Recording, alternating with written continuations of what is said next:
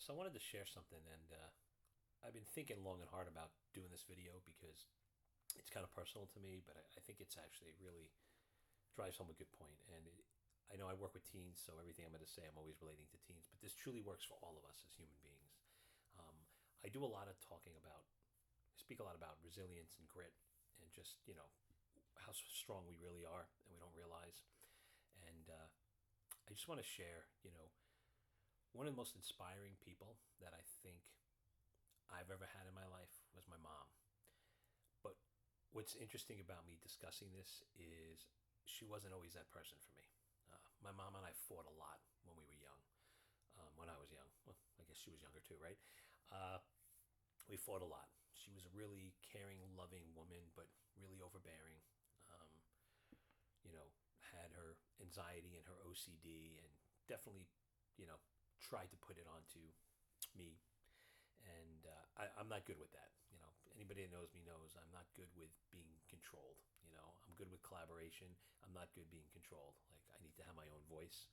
So we fought a lot. I mean, I was even in therapy with her, to try to figure out ways to get along.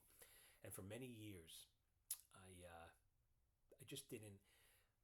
We weren't so close. We always spoke. She's always part of my life. My kids had a great relationship with her. Like, I love her, but we always we just we you know it, she's my mom, right? So I love my mom, and I'm always going to be there for my mom. But it wasn't like, oh, my mom's coming over, I'm all excited. And anytime she'd call, I'd be like, oh my god, my mom's calling, what does she want, right? Like, I had this kind of trauma from growing up that way, and I can go on and on about stories and why. But really, the gist of what I want to say is, in 2010, and well, my dad took care of my mom. My mom was like a maid woman. My dad took care of her. She made sure she had everything. She didn't have to worry about anything. And in 2010, my dad passed away. And my mom had to learn how to live on her own, pay bills, deal with insurance, deal with cars, right? Getting a new car and with that type of stuff. And me and my sister helped her, of course, but it's a big undertaking when your whole life somebody's been doing it for you. But not only that, she then found out 6 months later that she needed an open heart surgery, and she had open heart surgery.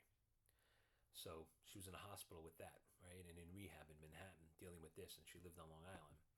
Then Sandy came, and her apartment was flooded, and she lost everything, and she had to find a new place to live. So, mind you, this within 2 years, lost her life partner, had a heart attack, lost her apartment. I mean, that's a lot to deal with. Well, it didn't end there. A couple of years later, she found out she had lymphoma, and she just, the doctor said it's never going to be what kills her, but still, just knowing you have it, right, and having to run to the oncologist and knowing that you have cancer. So, just one thing on top of the other. And one thing my mother loved was her friends and walking. She would walk 3, 4 miles a day. And she never stopped seeing her friends. She never stopped walking. Like, if it was raining outside, she would walk the hallways. She would get her steps in, her 3 miles, no matter what it took. And as she was getting older, in the last few years, I lost my mom in August of 23. Those last 3 years, probably 20 to 23, between COVID and her not being able to go anywhere, was really hard on her mental health.